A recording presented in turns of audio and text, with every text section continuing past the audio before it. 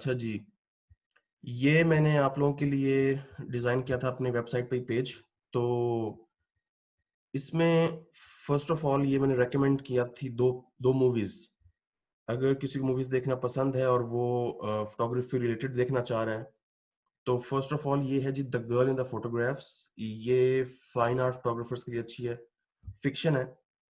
तो इसके बाद द बैंग बैंग क्लब, अगर किसी को याद हो, ये जो एक नेशनल ज्योग्राफिक की एक पिक्चर थी जिसमें वल्चर के पास एक अफ्रीकन छोटा सा बच्चा बेबी जो है वो सिर्फ मरने की और उसका इंतजार कर रहा था फोटोग्राफर, और ताकि वो उसकी पिक्चर खींच खींच सके, और जो वल्चर था, जो बर्ड था, वो उसका वेट कर रहा था कि वो मरे और मैं उसको खा जाऊं।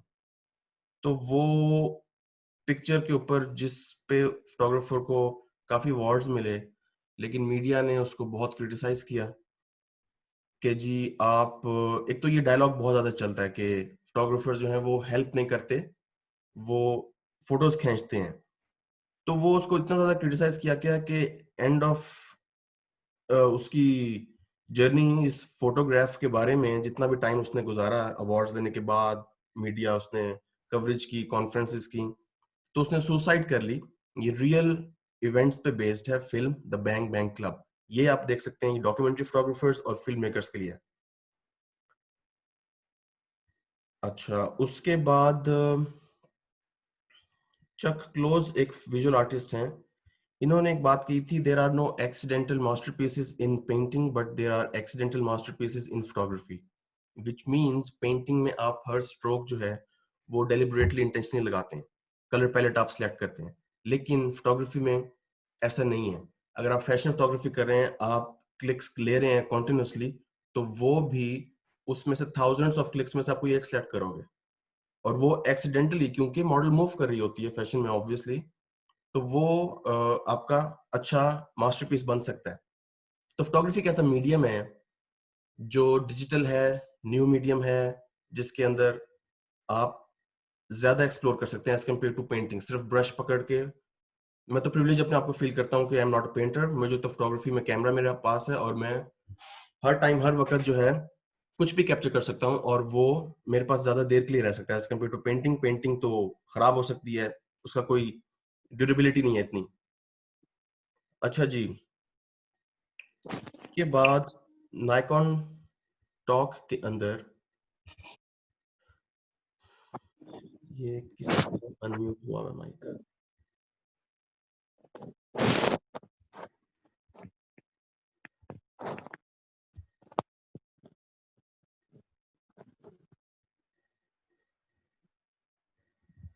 जिसका माइक म्यूट नहीं है वो प्लीज म्यूट कर ले।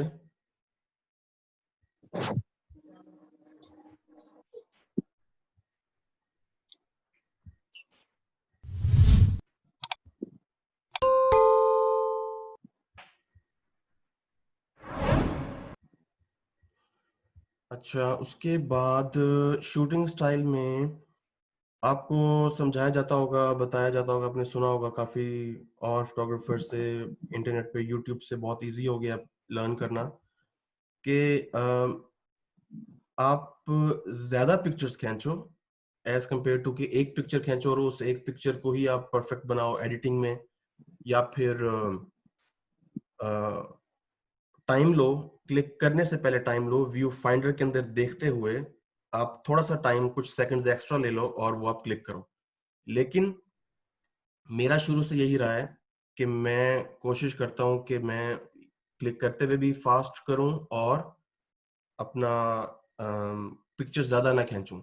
लेकिन ज्यादा खींचने का इशू यही है कि जो नाइकॉन के हाई एंड कैमराज हैं, D810, D5, D850 अब आ गया, वो बहुत ह्यूज साइज, हाई रेजोल्यूशन की उनकी इमेजेस हैं, जिनकी वजह से आपको डाटा सेव करने में बहुत इशू हो जाता है। तो या तो आप उनको कंप्रेस कर लें, या फिर आप पिक्चर्स जेपेग में लेते हैं तो फिर उनको रखना इजी है।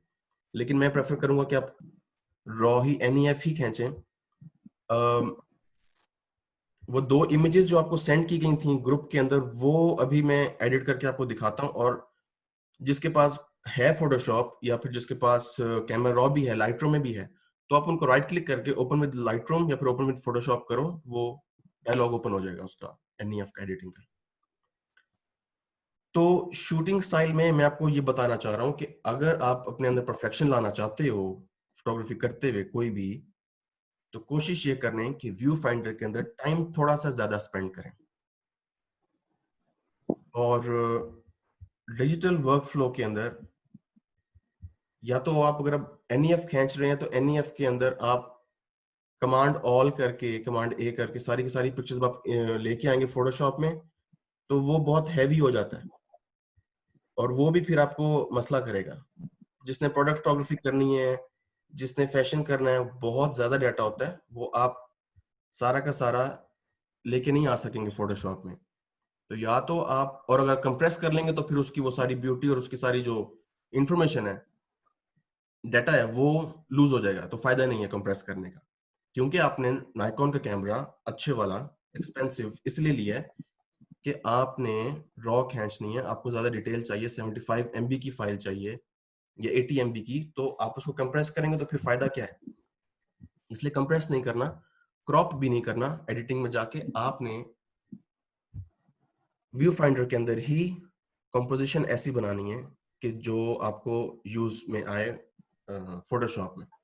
क्रॉप करेंगे, रेजोल्यूशन फिर खत्म।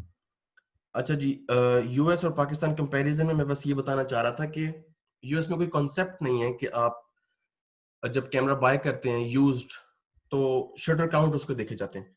ये सिर्फ पाकिस्तान में कंसेप्ट है, यहाँ पे देखा जाता है कि शटर काउंट कितने हैं। पर्सनली शटर काउंट बिल्कुल मैटर नहीं करते, आपने सिर्फ कैमरे की बॉडी की कंडीशन देखनी है। अगर कोई बंदा अफोर्ड नहीं कर पा रहा नाइकॉन का हाई एंड कैमरा, तो वो ऑब्वियसली सेकंड हैंड की तरफ जाएगा। और सेकंड हैंड के लिए आप कैमरे की ये ना देखें कितनी दफा इस्तेमाल हुआ है, कितना यूज हुआ है, क्योंकि वो अगर कोई प्रोफेशनल फोटोग्राफर है तो वो उसको ज्यादा यूज करेगा, लेकिन वो उसकी केयर भी उतनी करेगा क्योंकि उसको पता है उसने इसको लॉन्ग रन में यूज करना है। और ये रोज रोज नहीं यूज होते, रोज रोज चेंज नहीं हो सकते कैमरे। इसलिए अगर आपको कैमरा फोटोग्राफी के लिए चाहिए, मैं रेकमेंड करूंगा कि आप नाइकॉन ही लें, लेकिन और हाई एंड ना लें, बिल्कुल भी आपको जरूरत नहीं है। अपने बजट को देखिए और अपने जो आपके पास इक्विपमेंट अवेलेबल है, the best camera is the one you have. तो अगर आपके पास D3200 भी है, D5500, 7500 कुछ भी है, उसको आपने बेस्ट बनाना है। ये आपकी एबिलिटी, ये आपका स्किल है, ये आपने लर्न करना है।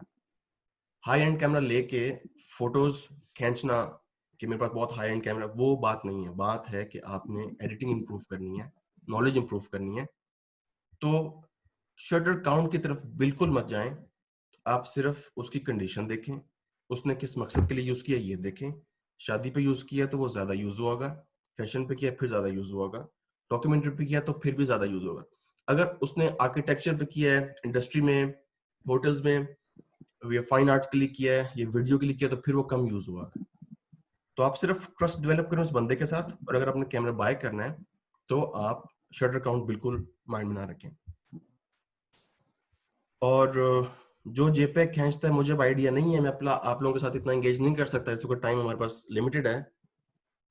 तो आप लोग कोई भी कैमरा है आपके पास नाइकॉन का, आप उसमें एनईएफ की ऑप्शन होगी, आप लोगों ने एनईएफ खींचना शुरू करना है। जो ऑलरेडी खींच रहे हैं बहुत अच्छी बात है, उनको फिर एडवांस्ड कोई लेक्चर उनके लिए डिजाइन कर लेंगे, वो बात फिर बाद में हो जाएगी। लेकिन अभी जिनको इसका नहीं पता, तो वो हम अभी यूज कर लेते हैं। अगर किसी को लिंक चाहिए हुआ तो वो भी जुबैर साहब से, मेरे से आप ले लेना, मैं आपको लिंक सेंड कर दूंगा कि ये रॉ की एडिटिंग का जो प्लगइन है फोटोशॉप का, वो आपको मिल जाएगा। ये है जी आपका डायलॉग बॉक्स एनईएफ रॉ का, ये लिखा हुआ है कैमरा रॉ 12.2.1, 13 इसका वर्जन आ चुका है, तो वो भी आप यूज कर सकते हैं और ये फ्री होता है। तो इस इमेज के अंदर हमारे पास जो ऑप्शंस आती हैं वो exposure, contrast, highlights, shadows, whites, blacks, texture, clarity, dehaze, vibrance और सैचुरेशन की हैं। ये फर्स्ट आपका डायलॉग बॉक्स है जिसके अंदर बेसिक एडजस्टमेंट्स हैं। अब इसको एडिट किया जाए तो इसमें वाइब्रेंस बहुत ज्यादा है, पहले तो हम इसका वाइट बैलेंस ऑटो कर लेते हैं। रॉ खींचने का फायदा ही यही है कि आप लोग ये सारा कुछ फोटोशॉप में एडजस्ट कर सकते हैं, जैसे कि अगर आप कैमरे में एडजस्ट कर रहे हैं खींचते वक्त। लेकिन अगर आप ऐसी जगह पे हैं जहां पे भूल गए हैं गलती से, या फिर आप ज्यादा कंट्रोल चाहते हैं एडिटिंग के वक्त, तो ये ऑप्शन बेस्ट है। ठीक है, अब इसका वाइट बैलेंस हम ऑटो पे करते हैं, और कंट्रास्ट ठीक है, लेकिन फिर भी इसको मैं 10 पे ले जाता हूँ। हाइलाइट्स, जो इसका वाइट, इसका जो गारमेंट है बॉटम लहंगा, ये इसमें हाइलाइट्स थोड़ी ज्यादा लग रही हैं। इसको अगर -25 करें तो ये डिटेल ज्यादा आ जाएगी। एक्सपोजर मैं कोशिश करता हूँ एंड में एडजस्ट किया जाए। शेडोज, पीछे काफी ज्यादा डार्कनेस है, उसको अगर लाना चाहते हैं तो आप 50 कर सकते हैं इस तरह, वरना otherwise there is no need. Whites, whites के अंदर वही हाईलाइट वाली बात है, वाइट्स के अंदर कम करेंगे तो उसका डिटेल कम हो रही है। ये ब्राइटनेस थोड़ी बढ़ रही है, लेकिन सिर्फ वाइट्स की ब्राइटनेस, इसलिए इसको 12 रहने देते हैं। ब्लैक्स में वही जो पीछे डार्कनेस है वो इस तरह बाहर आएगी, 100 करेंगे तो इस तरह। लेकिन इसको अगर हम सिर्फ -10 करें, थोड़ा कंट्रास्टी रखें, तो ये टेक्सचर में इसके ड्रेस का टेक्सचर आएगा। ये अगर देखें, अगर ये इस वक्त इसके ड्रेस का टेक्सचर है इस पिक्चर में, तो मैं अगर 50 करता हूँ, ये इनहेंस हो गया, एक तरह से शार्प हो गया है। लेकिन इधर आप सिर्फ इसको 10 रखें। शार्प करने के लिए अंदर जाके अनशार्पन मास्क ही यूज किया करें। बाकी आपका अपना वर्क फ्लो पर डिपेंड करता है, जैसी आपकी टेक्निक है या जैसे अपना बनाना चाहते हैं, अप टू यू। कोई रूल नहीं है फोटोग्राफी की एडिटिंग में, और ना ही बनाना चाहिए। बार बार चेंज होते हैं रूल्स। आप लोग डिफरेंट लोगों से सीखें, डिफरेंट लोगों से ओपिनियंस लें, और आप खुद अपना बनाएं। अच्छा, क्लैरिटी के अंदर वही वाली बात है, सिर्फ कंट्रास्ट ऐड हो जाता है इसके अंदर शार्पनेस के साथ, शार्पनेस के साथ। अब क्लैरिटी हम उतना ही 10। डी हेज तब आता है अगर आपने स्पेशली कोई सनसेट के वक्त या फिर सनराइज के वक्त अगर पिक्चर खींची और पीछे सूरज है सब्जेक्ट के, तो आप उसको डी हेज करते हुए उसकी ब्राइटनेस कम कर सकते हैं, जो सूरज की शुआएं आपके कैमरे के अंदर आ रही हैं। काफी काम आता है, लेकिन अभी इस वक्त इसकी जरूरत नहीं है। 5 कर लें। कंट्रास्ट बढ़ रहा है, वो हम कंट्रास्ट ऊपर से भी बढ़ा सकते हैं। वाइब्रेंस ज्यादा लग रही है, -25। और अगर सही है तो बस फिर इसको इतना थोड़ा सा इंक्रीज कर लें, थोड़ा कैची बनाने के लिए, पॉप आउट करने के लिए। शार्पनेस ओ सैचुरेशन, सॉरी, 5। ये भी कम हो सकती है, इस तरह करके आप जैसी आपकी मर्जी हो। 5, आई थिंक ये इमेज ठीक लग रहा है। बिफोर एंड आफ्टर यहाँ से होगा, this was before and this is after now, और इसके कलर्स थोड़े नेचुरल आ गए। और अब ये आगे की सारी जितनी भी एडजस्टमेंट्स हैं, इनके लिए हमें थोड़ा सा टाइम चाहिए होगा, लेकिन मेरा जो वर्क फ्लो है उसमें मैं जल्दी से लेंस करेक्शन पे जाता हूँ। ये 70-200 से खींची हुई है, और रिमूव क्रोमेटिक एबरेशन और इनेबल लेंस प्रोफाइल।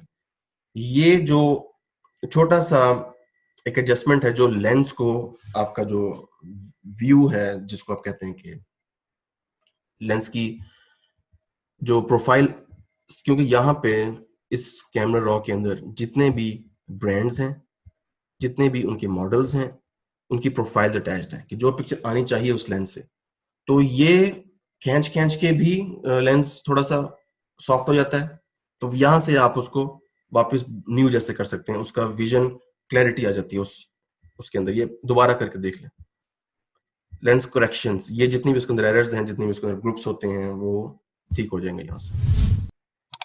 और इधर इफेक्ट्स में जाएं तो ये विनियटिंग आप ऐड कर सकते हैं। अगर आपको जल्दी है, फोटोशॉप में नहीं करना चाह रहे, किसी को आपने जल्दी इमेजेस ज्यादा देने हैं, तो सारे यहाँ पे आप एडिट कर सकते हैं।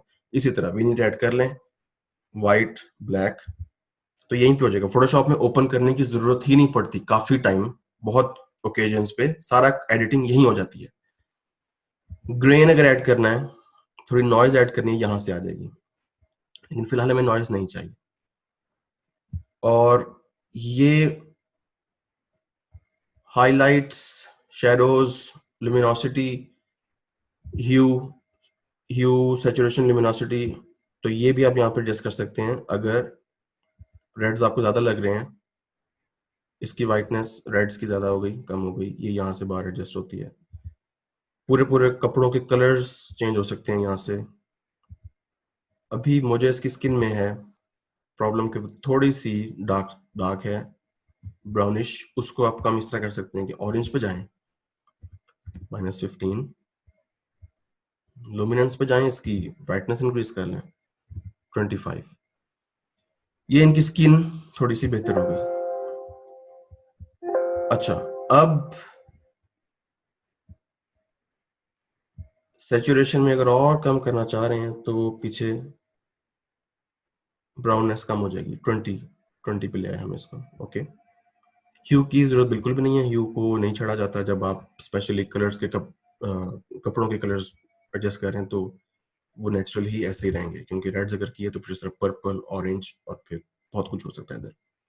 लेकिन ये सब फोटो मैनिपुलेशन में ही यूज होगा, अभी हम सिर्फ एडिटिंग कर रहे हैं बेसिक। तो जनाब, this was our previous image और ये हमारा आफ्टर हो गया। इसको अब यहाँ पे आप ओपन इमेज भी कर सकते हैं और यहाँ से सेव भी जा सकते हैं। सेव करेंगे तो ये डायलॉग ओपन हो जाएगा। इस डायलॉग के अंदर लिमिट करना फाइल साइज तो 500 KB है, और अगर लिमिट नहीं करना तो इसकी क्वालिटी रखें, 12 तक इसकी क्वालिटी जाती है, 1, 4, 5 कुछ भी रख सकते हैं। किसी को अपने व्हाट्सएप करने इमेजेस आपको साइज कम चाहिए, ये यूज होगा। और यहाँ से सिलेक्ट करेंगे जहाँ सेव करना है, और ये डिफॉल्ट 36 मेगापिक्सल्स चाहिए, या फिर आपको रीसाइज करनी है इसकी रेजोल्यूशन, यहाँ से रीसाइज हो जाएगी। और ये स्क्रीन के लिए अगर बंदे ने लैपटॉप पे, मोबाइल पे देखनी है तो यहाँ पे आप शार्पन कर सकते हैं ऑटोमेटिकली, डिफॉल्ट थोड़ी सी शार्पन कर देगा इमेजेस सारी की सारी। अब यहाँ से कैंसिल करें, इस इमेज को पकड़ते हैं। ये इमेज थोड़ा सा अंडर एक्सपोज्ड है, और ये ऑटो का बटन है। अगर किसी को बहुत जल्दी है और वो सीख चुका सारा कुछ और उसको मतलब बस जल्दी से हैंड ओवर करने इमेजेस, तो आप ये ऑटो भी यूज कर सकते हैं। लेकिन हम अभी लर्न करें तो हम इसलिए वाइट बैलेंस ऑटो या फिर डे लाइट करेंगे, और कंट्रास्ट 25,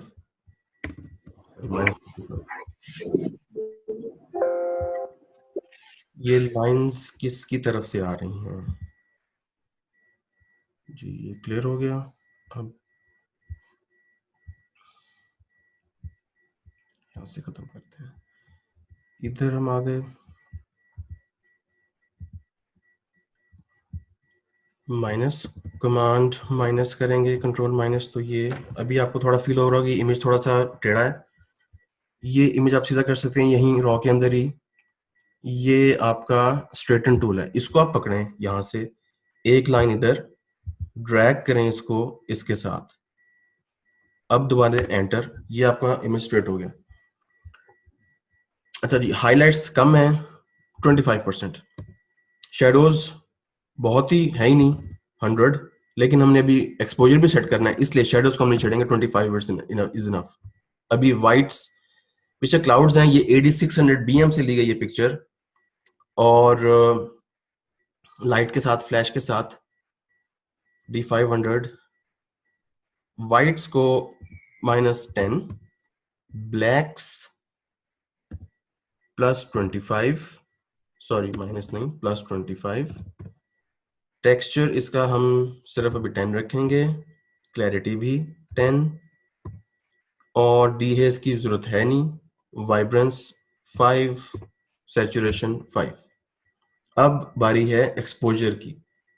एक्सपोजर जब हम इस तरह इंक्रीज करेंगे तो लाइट की आपको डायरेक्शन भी नजर आ जाएगी, लेफ्ट साइड से लाइट आ रही है। अब क्लाउड्स जो हैं वो थोड़े से ओवर एक्सपोज हो गए, हाईलाइट्स ले जाएं आप -100 पे, या फिर क्लाउड्स आ गए। तो जनाब, ये है फायदा रॉ एडिटिंग का। ऑब्वियसली बहुत से लोगों को पता होगा, काफी के लिए कुछ नया नहीं है, लेकिन कुछ जिनको बिल्कुल नहीं पता, उनको ये यूज करना चाहिए। आई हाईली इनकरेज देम ये डाउनलोड करें, फ्री सॉफ्टवेयर है फोटोशॉप लाइटरूम दोनों में। और यहाँ से ओपन इमेज ये हो जाएगा ओपन आपका फोटोशॉप में। आगे अगर आपने फर्दर इसके अंदर एडिटिंग करनी है, स्किन रीटचिंग अगर किसी ने सीखनी है तो वो भी हम वर्कशॉप रख सकते हैं। ब्लेमिशेस और जी ये सारा कुछ खत्म हो जाता है फ्रीक्वेंसी सेपरेशन के थ्रू। 2 सेपरेट लेयर्स बनती हैं, वो इंडस्ट्री में फैशन में स्पेशली वो रिटचर्स वही यूज करते हैं, क्योंकि उससे स्किन की डिटेल भी मेंटेन रहती है और सिर्फ ऊपर से पोर्स आपके फिल होते हैं और अच्छी एडिटिंग हो जाती है एज कंपेयर टू आप पोर्ट्रेचर का ब्रश लगाएं। तो ये रॉ की एडिटिंग है, बहुत सिंपल है। इसको कर दें यहां से डन। अब वापस आ जाते हैं अपनी वेबसाइट पे। यहाँ पे किसी को इधर देखना है, सॉरी, यहाँ पे क्लिक करके फैशन एडिटोरियल्स देख सकते हैं। फाइन आर्ट में आप जा सकते हैं। अब फाइन आर्ट के अंदर हम चलते हैं, फैशन भी देख लेते हैं, फैशन भी ओपन कर लेते हैं।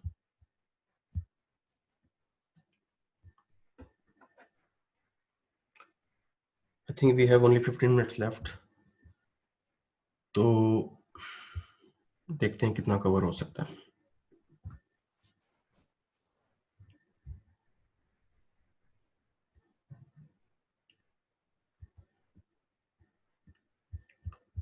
ये अगर फिलहाल ओपन नहीं हो रहा इंटरनेट की इशू की वजह से, तो हम फाइन आर्ट ओपन करते हैं, देखते हैं।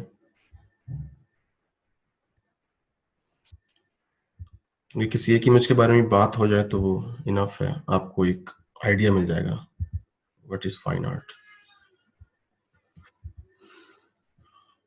अच्छा, ये इमेज है, ये इमेज डिस्कशन के बगैर डिस्कस नहीं हो सकता। अब मैं आप लोगों के माइक्स ओपन करने लगा हूं, और प्लीज मछली मंडी नहीं बनानी, सीरियस होके इस इमेज के बारे में आपने ये बताना है कि आपको इसका पर्पस, मकसद, मीनिंग क्या लगता है। ठीक है जी, मैं आप लोगों के माइक्स अनम्यूट करने लगा हूं और बारी बारी आप लोग बता सकते हैं।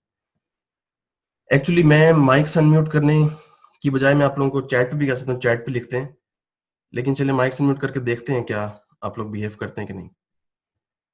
मैं पार्टिसिपेंट्स अनम्यूट ऑल, बोलें जिसका माइंड में कोई आ रहा है आंसर वो बताएं। सर मैं कुछ कहूँ सर? Ji ji please.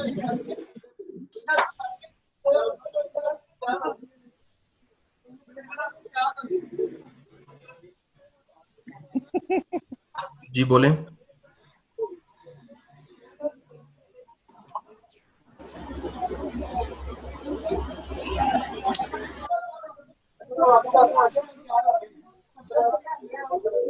बहुत से लोग कुछ और भी कर रहे हैं। आई थिंक आप लोग चैट में अगर लिखते हैं तो मैं चैट की आपका नाम लेके बता सकता हूं कि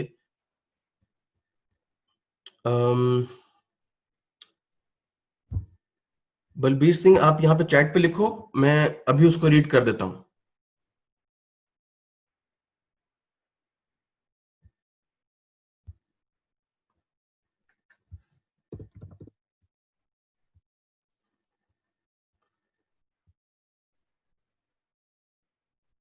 आपको मैंने अनम्यूट कर दिया, आप बोलें आप जो कहना चाह रहे हैं इस इमेज के बारे में, फर्स्ट थॉट्स अपनी बताएं।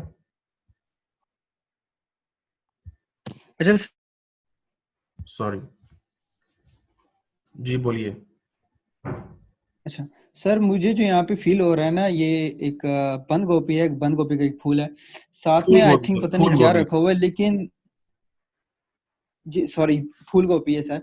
अच्छा फूल गोभी है, तो साइड पे सर अगर हम आप देखें कि जिस तने से ये गोभी निकलता है बेसिकली, तो उन्होंने उसको साइड पे रख दिया जिस तरह हम किसी चीज को रिप्रेजेंट करना चाह रहे होते हैं।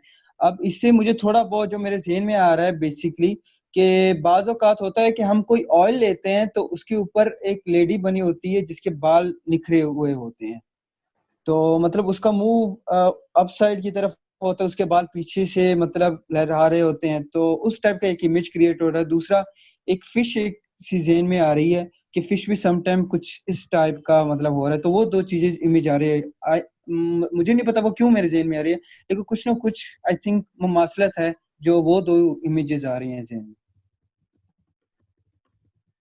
ठीक है, बिल्कुल ठीक है, लेकिन कोई और बता सकता है कि राइट साइड पे जो इमेज है, राइट साइड पे जो ऑब्जेक्ट पड़ा हुआ है, वो किस चीज का है? एक्चुअली वो इसका आप कह लें वो जो आपने कहा था ना, वो एक्चुअली है नहीं, लेकिन बिल्कुल उसकी रिजेम्बलेंस है। आपने बिल्कुल ठीक कहा है, बिल्कुल एग्जैक्टली, बिल्कुल आप करीब हैं। लेकिन अगर आप थोड़ा गेस कर सकें जो राइट साइड पे जो ऑब्जेक्ट है वो क्या है, तो फिर हम आगे चलते हैं। लेफ्ट वाला तो कंफर्म हो गया कि फूल गोभी है, राइट साइड वाली चीज क्या है?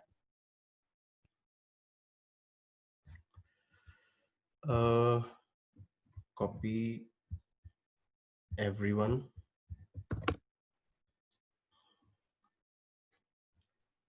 गंडेरी है सर, बिल्कुल शाह जी, आपने बिल्कुल सही गेस किया है, गंडेरी है। गंडेरी चूसी हुई है, यूज हो चुकी हुई है। अब आपने इन दोनों को माइंड में रखना है। एक तरफ गंडेरी है, गंडेरी क्या रिप्रेजेंट करती है, उसकी कॉनोटेशन क्या है, और एक तरफ फूल गोभी है जो कि अपेरेंटली ठीक लग रही है, फ्रेश है। फ्रेश नहीं भी है तो एक तरह से वो कंप्लीट है, यूज नहीं हुई, कटी भी नहीं है, खाई भी नहीं है। एज कम्पेयर टू गंडेरी वो यूज हो चुकी है। अब गंडेरी जो है वो कहाँ से आती है, मतलब गंडेरी का ओरिजिन क्या है, और फूल गोभी तो है ही है एक वेजिटेबल, लेकिन इन दोनों को मुवाजना करें, कंपैरिजन करें, इन दोनों को साथ में रख के दिमाग में सोचें कि इन दोनों को इकट्ठा रखने का मकसद क्या है।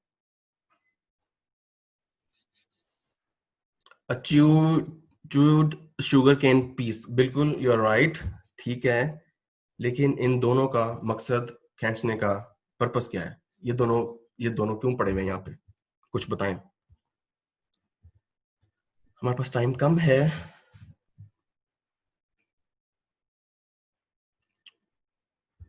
अच्छा, अगर हम नीचे आए, ये इमेज था जी आपके पोस्टर पे आज की वर्कशॉप के।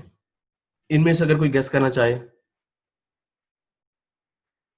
साइज समझाने के लिए गोभी का, वाह क्या गैस किया है।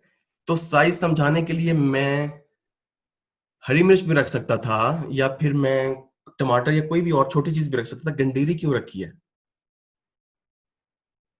ठीक है, ये मेरा रिप्लाई है रिजवान सगीर को। प्रोडक्ट फोटोशूट नहीं है, क्योंकि सिर्फ वाइट बैकड्रॉप पे इसलिए आपको फील हो रहा है, बिल्कुल हो सकता है, लेकिन प्रोडक्ट नहीं है। इसके पीछे एक रीजन है और आर्टिस्ट का एक परसेप्शन है, वो आप लोगों ने गेस करना है। इसके बारे में कुछ कहना चाहता है कोई? राइट साइड पे लेफ्ट वाला ब्लैक एंड व्हाइट इमेज, ये इमेज,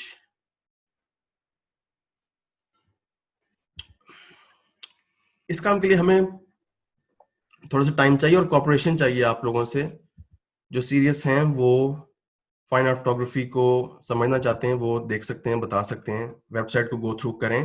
कोई और सेशन अगर रखना चाहते हैं तो आप बता दीजिएगा, और फिर हम इन सब इमेजेस को डिस्कस कर सकते हैं।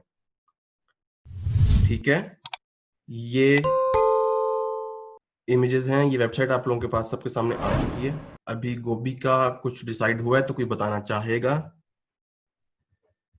नहीं तो हम लोग फिर फैशन की तरफ मूव करें।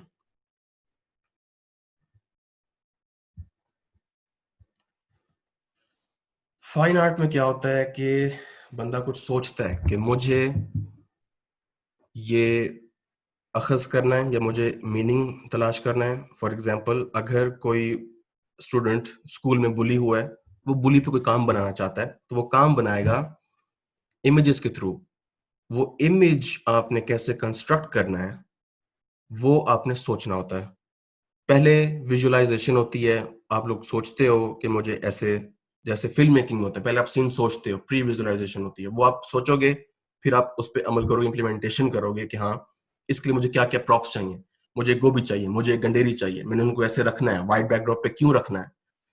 तो व्हाइट बैकड्रॉप पे इसलिए रखना है क्योंकि हमने उस पे अटेंशन फोकस दिलाना है, सारा का सारा अटेंशन उन पे जाए। Opposite nature of two objects, नहीं सर, ऑपोजिट नेचर नहीं है वो। अगर आप बेशक शुगर केन को फ्रूट भी ले लेते हैं तो वो वेजिटेबल है, तो ये दोनों एक तरह से ईटिंग के लिए ही हैं। ऑपोजिट नेचर नहीं है। लेकिन अगर आप opposite nature of two objects कह रहे हैं तो वो ऑब्जेक्ट्स नहीं, अगर आप ऑब्जेक्ट्स का वर्ड थोड़ा सा चेंज कर दें तो आपने सही गेस कर लिया है। रफी, मैं आपको अनम्यूट करता हूं। रफी जी सर बोलें। बॉस मुझे लगता है कि इसमें आप बताना चाह रहे हैं कि दो चीजें जो जमीन में उगाई जाती हैं और उसको डिफाइन करना चाह रहे हैं। Opposite of eating. मैं आपको एक सबसे बड़ा हिंट देता हूं सबको। देखें इमेजेस को ना, स्पेशली फाइन आर्ट में, जब आप किसी गैलरी जाएं, लिटरली नहीं देखना उनका मीनिंग। जो आपको नजर आ रहा है वो नहीं है। बियॉन्ड जाएं और सोचें, दिमाग को चलाएं, उसके मुख्तलिफ मीनिंग्स कंस्ट्रक्ट करें। ठीक है, तो आप इनको इडिबल्स को निकाल दें। Can I answer? Usman Zaidi ji please, you can, मैं आपको कर देता हूं। जी उस्मान बोलिए। अच्छा, ये कॉलीफ्लावर और शुगर केन जो है, इनका मेन ओरिजिन वैसे सॉइल है, लेकिन जो फार्मर्स हैं वो कॉलीफ्लावर को उसके फॉर्म में भी प्रोड्यूस करते हैं। ठीक है, राइट, उसके में इसको उगाया जा सकता है। कॉलीफ्लावर को जब सीजन चेंज होता है तो उसी के जो खेत होती है उसके अंदर इसको उगा सकते हैं। लेकिन उससे आर्टिस्ट का क्या मकसद है बताने का? वो कोई एग्रीकल्चर से बिलोंग नहीं करता। आर्टिस्ट जो है वो कुछ और बताना चाह रहा है आपको। इसमें हम ये शो कर सकते हैं कि किसी एक सब्जेक्ट को हम दो तरह से यूज़ कर सकते हैं, दो टाइम पे या दो डिफरेंट वेज में हम उसको यूज़ कर सकते हैं। द फेजेस ऑफ लाइफ, एक चीज, हसीब ने कहा है। सर लाइफ के अंदर ना कुछ फेजेस ऑफ लाइफ बिल्कुल पॉसिबल है। ये बहुत अच्छा मीनिंग आपने निकाला, बहुत अच्छी बात है। हाँ पॉसिबल है, लेकिन मेरा मकसद कुछ और था, तो आप कोशिश करें बताएं वो। लेकिन ये आपने बिल्कुल सही बोला है, किसी भी आर्ट वर्क का एक मतलब नहीं होता, ये याद रखें। बिल्कुल ठीक है। असद नवाज, असद नवाज को अनम्यूट करता हूं मैं।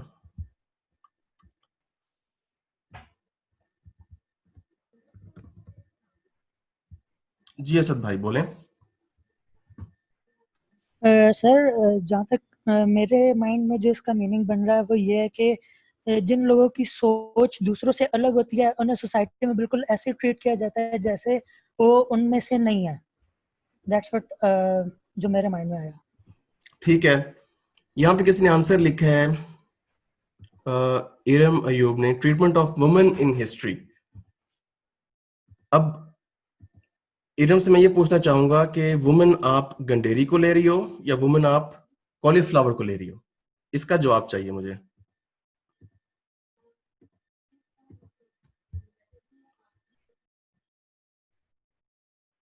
यासीन भट्ट कहते हैं इंसान को अपनी लाइफ में इतना मीठा नहीं होना चाहिए कि लोग यूज करके फेंक दें।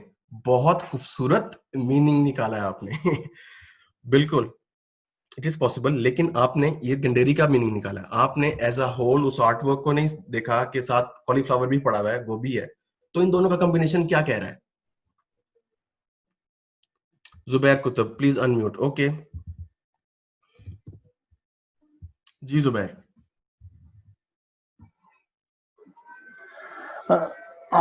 अस्सलाम एवरीवन, मैं Zubair from Nikon Pakistan. Probably मुझे समीत भाई का बहुत बहुत शुक्रिया, उन्होंने टाइम दिया और बड़ा अच्छा लगा।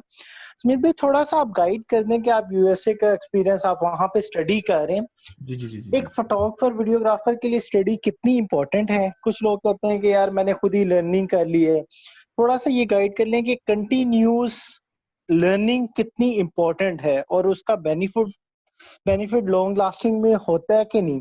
या हम बस जैसे चल रहे हैं, जिस तरह कस्टमर की डिमांड है उस तरह करते जाएं, या हम कुछ क्रिएटिविटी खुद लेके आए इस इंडस्ट्री में? ये थोड़ा गाइड कर दें। और अमेरिका में क्या प्रैक्टिसेस हैं कि कस्टमर्स खुद बताता है या आप लोग खुद प्रोड्यूस करते हैं, और यूनिवर्सिटीज का क्या फोकस होता है? Thank you. वेलकम, अच्छा क्वेश्चन है। मैं अभी इसका आंसर देता हूँ। हमारे पास शायद 1 मिनट रह गया सिर्फ, लेकिन कोशिश करते हैं कि हम कवर कर लें। देखें 2011 में एनसीए से 6 मंथ्स वाला डिप्लोमा किया, उसके बाद बीएनयू से बीएफए 4 इयर्स का बैचलर्स किया फोटोग्राफी में। अब बीएनयू में बैचलर्स ऑफर ही नहीं होता फोटोग्राफी का, वो सिर्फ हमारा ही बैच था फर्स्ट। उसके बाद फोटोग्राफी सीखने के लिए कोई इंस्टीट्यूट हमारे पास नहीं है, तो कोशिश की कि हम बाहर जाएं। बाहर गया, एसवीए न्यूयॉर्क में एडमिशन लिया, वहां पे एमएफए फोटोग्राफी में एडमिशन मिल गया स्कॉलरशिप पे। लेकिन जो मैंने डिफरेंस नोट किया वो ये था कि वहां पे एक एक इमेज की वैल्यू है। आपने जो भी यहाँ पे खींचा होगा ना, जिसको आप या आपके टीचर यहाँ पे उसको पसंद नहीं करेंगे, वहां पे वो उसको पसंद करेंगे। वो उसके इतने मीनिंग निकाल देंगे या आपको इतना अच्छा गाइड करेंगे कि आप सोचोगे कि यार ये इमेज मैंने इस तरह तो खींचा ही नहीं था, इसका तो ये भी मतलब बनता है। तो फोटोग्राफी के लिए आप, अब जब जाके मैंने इतना दिमाग खराब कर लिया अपना पढ़ पढ़ के कि फोटोग्राफी के लिए आपको पढ़ने की जरूरत नहीं है अगर आपने एजुकेशन की एकेडमिया की फील्ड में नहीं आना। तो अगर आपको पढ़ाना है तो आपको पढ़ना जरूरी है। अभी मैं एमफिल कर रहा हूँ बीएनयू से, एमए इन आर्ट एजुकेशन। तो पढ़ाने के लिए सिर्फ आपको डिग्री चाहिए, पढ़ाने के लिए आपको सिर्फ क्वालिफिकेशन चाहिए हाईएस्ट। लेकिन अगर आप सिर्फ काम करना चाहते हैं, कस्टमर की डिमांड पूरी करनी है, शादियां करनी है, आपने फैशन करना है, प्रोडक्ट करना है, डॉक्यूमेंट्री करनी है, कुछ करना है, गैलरी में शोज करने हैं, उसके लिए आपको जरूरत नहीं है। लेकिन मैं आपको यहाँ पे एक और बात बताऊं कि पाकिस्तानी गैलरीज को एक लेबल चाहिए होता है आपके इंस्टीट्यूट का। अगर आप एनसीए, बीएनयू या पीआईएफटी से बिलोंग नहीं करते, आपके पास डिग्री नहीं है, तो आपको शोज नहीं मिलेंगे।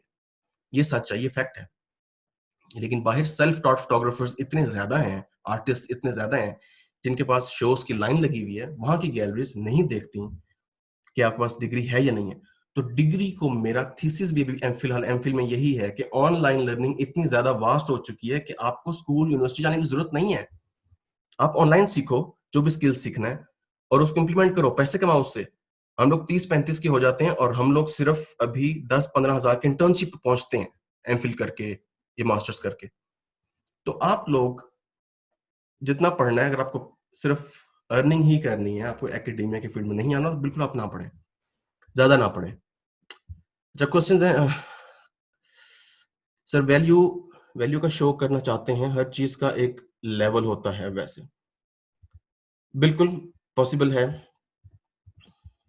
A picture of life and death, ये ऐसा भी कह दें कि जवानी और बुढ़ापा, बिल्कुल यस, एब्सोल्युटली राइट, अच्छी इंटरप्रिटेशन है।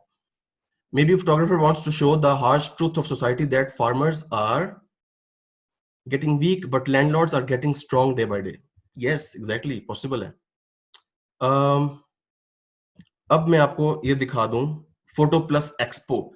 यूएस में न्यूयॉर्क सिटी में ये सबसे बड़ा इवेंट होता है फोटोग्राफी का। जैसे हमारे पास लाहौर में एक्सपो सेंटर है ना, वैसा सेंटर उससे भी बहुत बड़ा जेविट्स कन्वेंशन सेंटर न्यूयॉर्क सिटी में।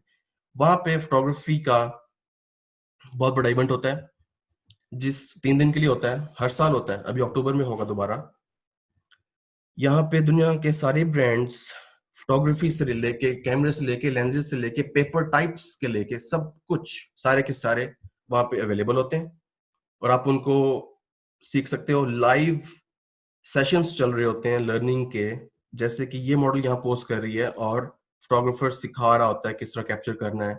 सारी डिटेल्स जो हम अभी ऑनलाइन सेशन कर रहे हैं वहां पे लाइव हो रही होती हैं, लाइव इवेंट्स चल रहे होते हैं लर्निंग के।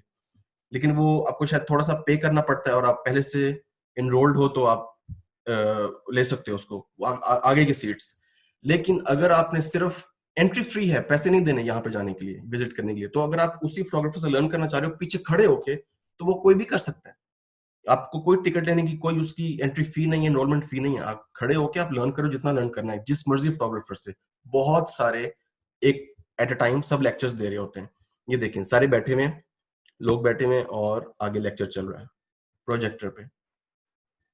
तो ये मेरा 15 सेकंड्स का मैंने एक वीडियो बनाई थी। अगर किसी को देखनी है वो वेबसाइट ओपन करके देख लें। 15 सेकंड्स में मैंने न्यूयॉर्क सिटी दिखाया। और अगर किसी को कैरियर कंसल्टेशन चाहिए, नाइकॉन स्कूल के स्टूडेंट्स को जो भी हमारे सामने इस वक्त है मौजूद, इनको कोई भी क्वेरी है अगर रिलेटेड फोटोशॉप, लाइटरूम या एडिटिंग या कैमरा या कुछ आपके दिमाग में क्वेश्चन है वो पूछ सकते हैं। या आप अपना अपॉइंटमेंट बुक कर लें या मुझे व्हाट्सएप कर दें, हम बात कर सकते हैं इसी तरह जूम पे। और किसी को अगर न्यूयॉर्क जाने का स्टडी का वीजा या कुछ इन्फॉर्मेशन चाहिए टूर के हवाले से, कुछ भी पूछना चाहते हैं वो भी पूछ सकते हैं। ठीक है, क्वेश्चंस कोई हैं तो प्लीज पूछ लें। बलबीर सिंह, आपको अनम्यूट करता हूं। जी बोलिए। सर बेसिकली मैंने पूछा था ना, क्योंकि मैं पिछले 2 साल से ना मोबाइल से जरा फोटोग्राफी कर रहा हूँ। और यहाँ पे जो आई थिंक सर जुबैर हैं, उनके साथ भी एक दिन मुझे जाने का मौका मिला था। मतलब बहुत कुछ सीखने को मिला था। सर अवैस थे, सर जुबैर साहब थे, वासिफ भाई थे जो यूट्यूबर हैं पाकिस्तान के। खैर सर कहने का मतलब ये है कि हमारे यहाँ इस तरह की वर्कशॉप्स नहीं होती, और अगर होती भी हैं तो वो जिस तरह एक मजा होता है ना सर, जो बेसिकली मेरी फीलिंग है कि टीचर सामने हो, मैं क्वेश्चन करूं, वो जवाब दे, और उनके जवाब से फिर मैं सवाल निकालूं, फिर वो जवाब दे, फिर मैं सवाल निकालूं, तो इसका एक अलग ही मजा है सर, जो मेरी फीलिंग है सर। फर्स्ट थिंग ये कि हमारे पाकिस्तान में ऐसे करने के लिए कुछ मौके होने चाहिए, या आप क्या सजेशन देते हैं कि हमारे फोटोग्राफर को ये क्यों नहीं करते, या क्यों करना क्यों चाहिए, पहली थिंग। दूसरा सर ये है कि क्या मतलब जो है नाइकॉन के लिए, नाइकॉन मोबाइल फोटोग्राफर के लिए भी कोई ऑनलाइन सेशन रख रहा है, जिस तरह मैं यहाँ से मतलब सीख रहा हूँ, तो मुझे पता है कि अगर अल्लाह ने चाहा, अगर आगे मेरे हाथ कैमरा आता है कोई अच्छा सा प्रोफेशनल, तो ये सब चीजें मेरे आगे काम आएगी। लेकिन आज जो मेरे पास एक सबसे बड़ी फैसिलिटी है मोबाइल कैमरा, जो मेरे लिए प्रोफेशनल कैमरे से भी बढ़कर है, तो क्या उसके लिए कोई ऑनलाइन सेशन या कोई ऑनलाइन क्लासेस इस टाइप की नाइकॉन करवा सकते हैं? ठीक है, इसका आंसर आपको तीसरा जुबैर सर, साहब देंगे। हाँ बताएं। अच्छा सर, सॉरी सर मैं आपको इंटरप्ट कर रहा हूँ। तीसरा सर मैं ये कहना चाह रहा था कि समटाइम्स होता ये है कि हम जब मोबाइल फोटोग्राफी करते हैं तो हमारी कोशिश होती है कि फोटोशॉप करें, लेकिन मोबाइल पे ही करें, तो हमारा हाथ मोबाइल पे आ जाता है। तो जिस तरह मैं फील करता हूँ कि जब फोटोशॉप लैपटॉप पे आ जाता हूँ, प्रोफेशनल लेवल पे फोटोशॉप को करना चाह रहा था, लेकिन वो समझ नहीं आ रही होती है। वो इतना वास्ट होता है, इतना बड़ा होता है कि एक ऑप्शन क्लिक करें तो उसके 10 खुल जाते हैं, उसमें से एक को क्लिक करें तो वो 20 खुल जाते हैं। तो उसका कोई सर हल है सर इस तरह से? देखिए, मेरा जो कह लें कि मेरा जो हाथ सेट है वो स्किन रिटचिंग पे है, और मैं फ्रीक्वेंसी सेपरेशन की टेक्निक यूज करता हूँ। आपको यूट्यूब पे मिल जाएगी इजीली। तो अगर आपको फोटोशॉप में वो सीखना है तो वो मैं आपको सिखा सकता हूँ। उसके अलावा आपने पहले वाला क्वेश्चन किया कि इस तरह ऑनलाइन सेशंस नहीं होते, तो मैं बिल्कुल इस चीज को पसंद कर रहा हूँ, क्योंकि देखें कोविड-19 के बहुत नुकसान भी हैं और थोड़े फायदे भी हैं। जैसे नेचर, हमारा एनवायरनमेंट, प्लेनेट जो है वो रीबिल्ड कर रहा है अपने आप को, फॉरेस्ट से लेके, माउंटेन से लेके, क्लाइमेट चेंज से लेके। इसी तरह ऑनलाइन सेशंस बढ़ गए हैं, और ये जो एजुकेशन है ना, नॉलेज, ये ज्यादा लोगों के पास आ गई है, ज्यादा लोगों की अप्रोच में आ गई है। तो आप लोग किसी को पैसे दिए बगैर, यूनिवर्सिटी में एनरोल हुए बगैर, अगर आपने सिर्फ आर्टिस्ट बनना है या फिर आपने अगर फोटोग्राफी करनी है, तो आप लोग सिर्फ लर्न करो अदर सोर्सेज से जितना हो सके। और ये ऑनलाइन सेशंस चलते रहेंगे। जुबैर साहब बहुत अच्छा काम कर रहे हैं, बहुत टाइम से कर रहे हैं। तो आप लोग सबसे सीखो। सब फोटोग्राफर्स का अपना एक पॉइंट ऑफ व्यू होता है, और वो आपको यहाँ पे फ्री मिल रहा है। और आपको क्या चाहिए?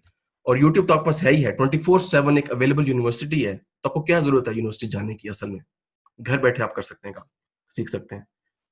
ये उमर फारूकी ने बोला, I can teach you Photoshop from beginner to advance. बिल्कुल, आप जुबैर साहब से रब्ता करें और उनसे डिस्कस कर लें। बाकी इसका मीनिंग जिसको जानना है वो इसके नीचे डिस्क्रिप्शन लिखी हुई है, इसको पढ़ सकते हैं। और इसके अलावा कोई क्वेश्चन हो किसी बारे में, आप लोग कॉन्टेक्ट कर सकते हैं, ईमेल करें मुझे और मैं आपको रिस्पॉन्स कर दूंगा। थैंक यू जी, thank you so much for being here, और आप लोगों ने मुझे सुना।